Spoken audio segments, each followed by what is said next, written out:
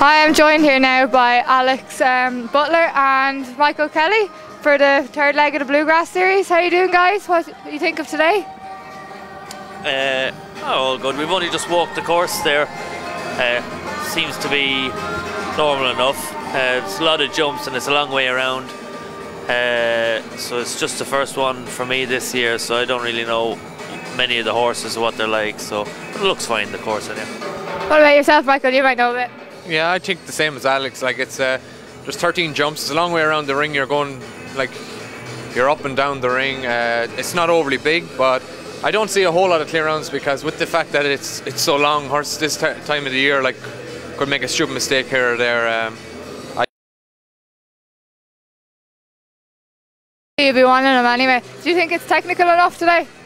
Yeah, it's fine. Like it's not overly technical, but there's a couple of lines that are going to catch people out. There's no combination, which is a bit of a help for everybody this time of the year, and sure, we'll see how it goes.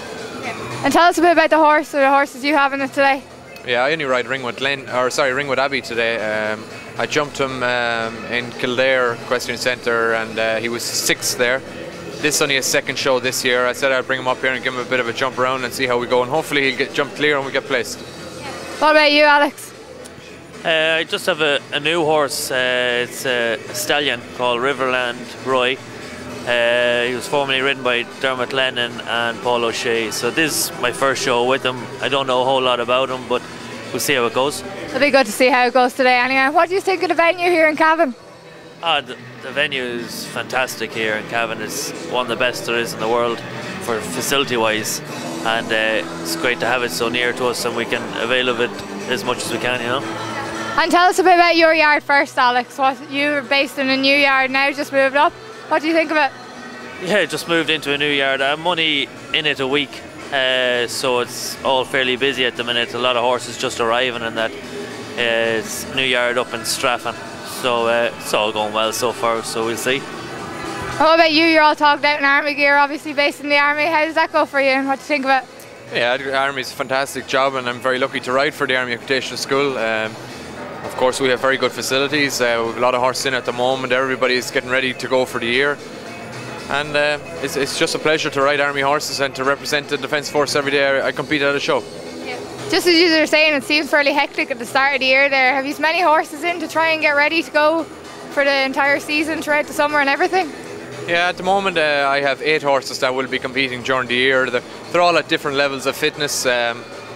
Some of them haven't competed at a show yet. Other ones are going away to compete at shows, and Ringwood Abbey is here jumping today. Then we've had horses in on trial, and we're all the time looking for new horses. So even over the winter we've had a couple of young horses and stuff. So like everybody else, we're busy all the time, and it's great to be busy because, you know, if you're not busy, you don't find the next top star. Yeah. Well, that's true. What about yourself?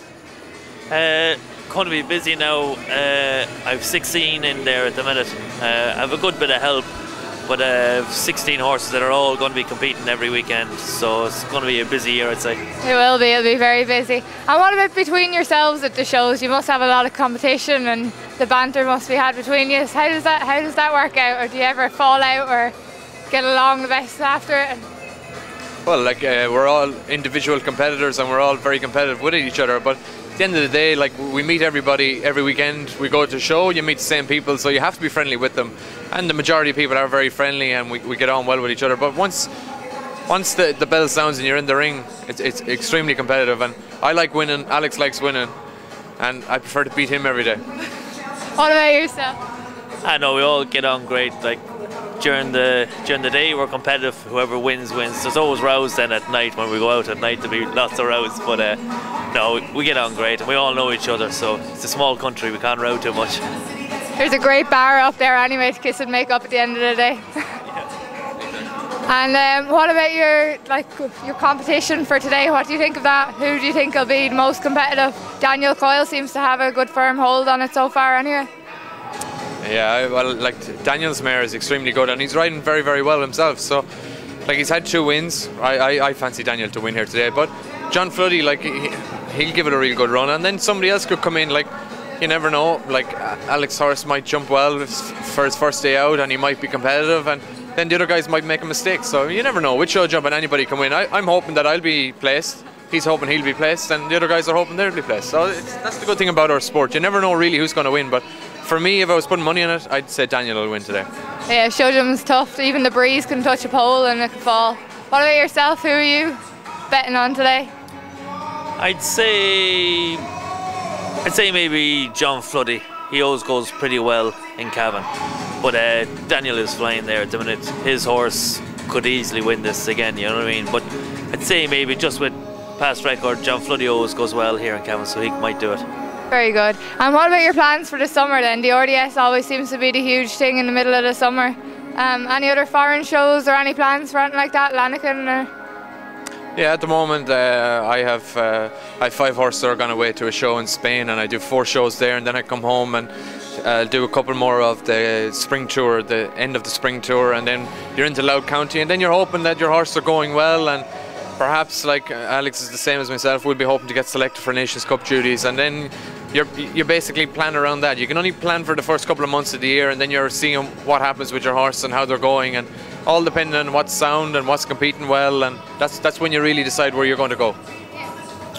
Yeah, definitely, and nearly the same. I'm going to be at home for a few more weeks, and I'll probably do Lannigan and Lumen in Belgium there at April time, and then you sort of really only know, like Michael's saying, after that how good or bad the horses are going. I'll have about 6 horses with me out there, so it'll all team around those, and then after that, once we come home back to Ireland, there's some very good shows in Ireland, likes of Balmoral, Mullingar, all those. They're international shows, so definitely to try and get home and be at those anyhow.